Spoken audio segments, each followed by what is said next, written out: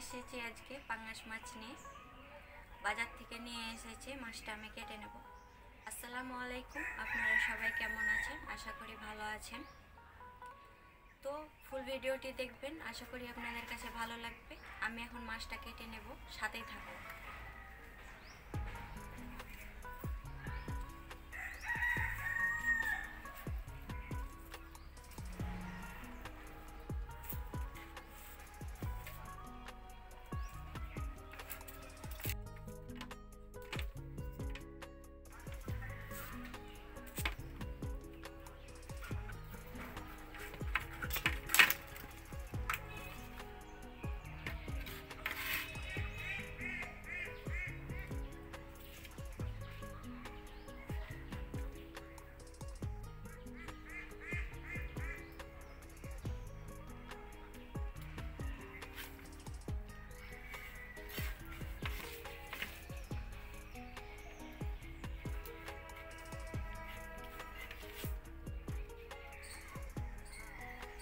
মাছটা এত বড়, আমি হাতেই পারছি না, ধরতেই পারছি না ঠিক মতো করে।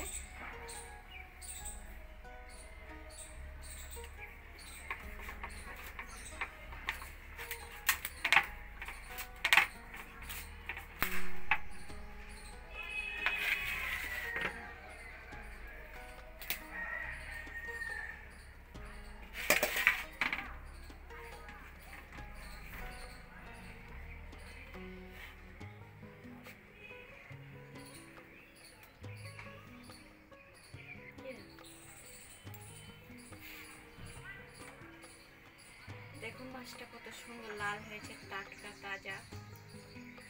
আর পেটে সেরকম তেলও নেই, হালকা তেল আছে।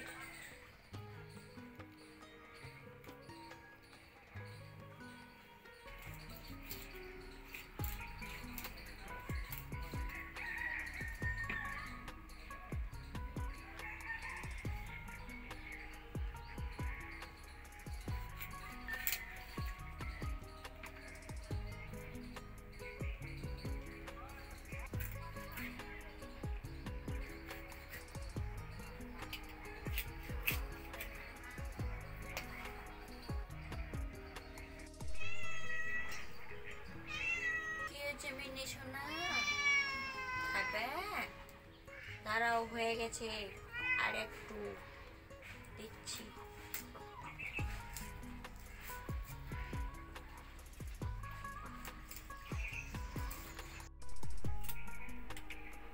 বসো করে এত তাড়াহুড়া কিসের? দিচ্ছি তো।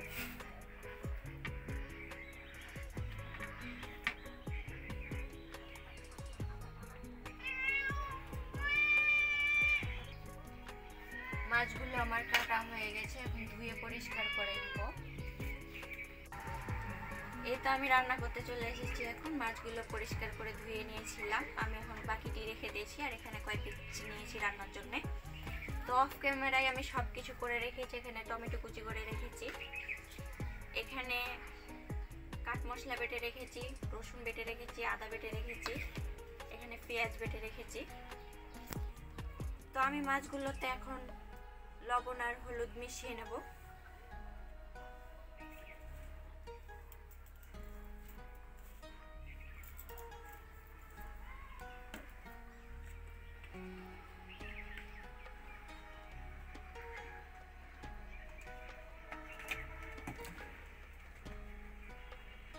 হালকা একটু মরিচও দিচ্ছি।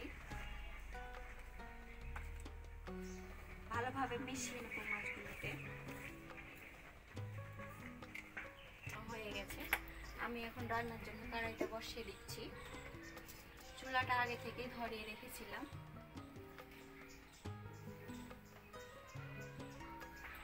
তেল দিয়ে দেব কড়াইয়ে।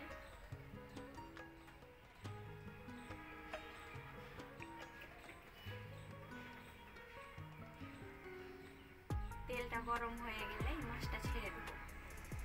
তেলটা গরম হয়ে গেছে, এখন আমি মাছগুলোকে দিয়ে দেবো তেলে। সুন্দর করে লাল লাল করে ভালোভাবে ভেজে নেব।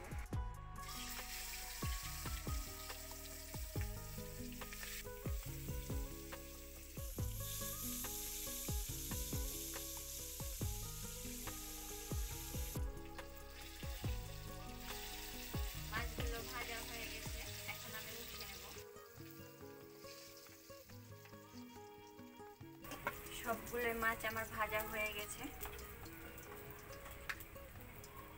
ওই মাছ ভাজা তেলে আমি এখন পেঁয়াজ বাটা দিয়ে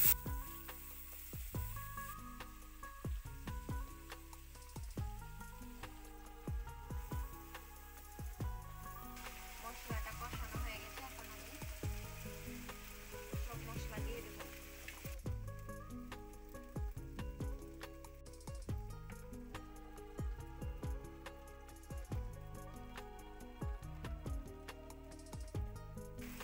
হলুদ, মরিচ, ধনে, জিরা, স্বাদ মতো লবণ দিয়ে দিয়েছি। এখন আমি ভালোভাবে মশলাটাকে কষিয়ে নেব।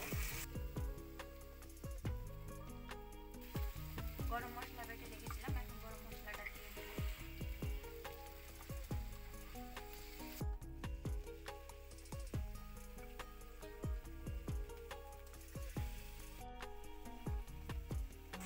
টমেটোটা সিদ্ধ হয়ে মশলার সাথে পেস্ট হয়ে গেছে। কত সুন্দর করে তেল ছেড়ে দিয়েছে মশলাগুলোতে। এখন আমি মাছের পিসগুলো দিয়ে দেব।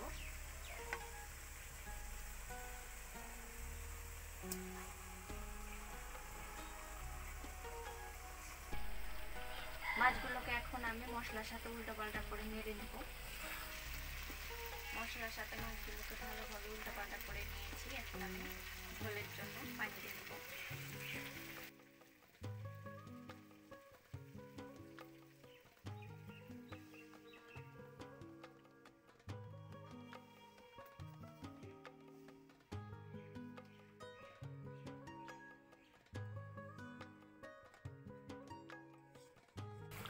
বন্ধুরা, আমার মাছের তরকারিটা হয়ে গেছে। কত সুন্দর কালার হয়েছে দেখুন। তো আমি এখন এই মাছের তরকারিটাকে নামিয়ে রেখে দেব।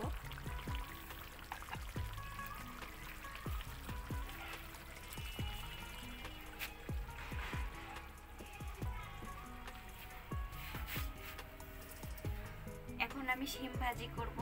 অফ ক্যামেরায় আমি শিমগুলো কেটে রেখেছিলাম। তো আপনারা সাথেই থাকুন, আমি শিমটা রান্না করব।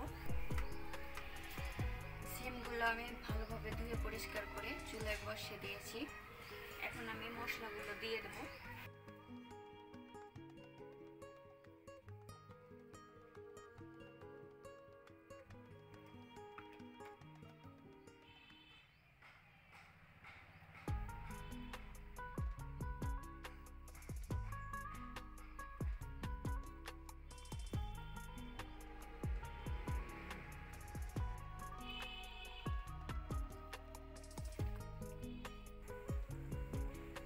আমি বসিয়ে দিয়েছি পরিমাণ মতো পানি দিয়ে সিদ্ধ করার জন্য। সব মশলাও দিয়ে দিয়েছি। এখন আমি ঢেকে রেখে দেবো সিদ্ধ হওয়ার জন্য।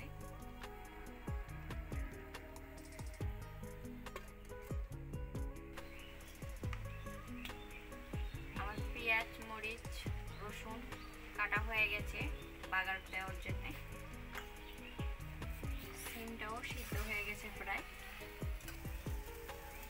সিমটা সিদ্ধ হয়ে গেছে, এখন আমি উঠিয়ে নেব।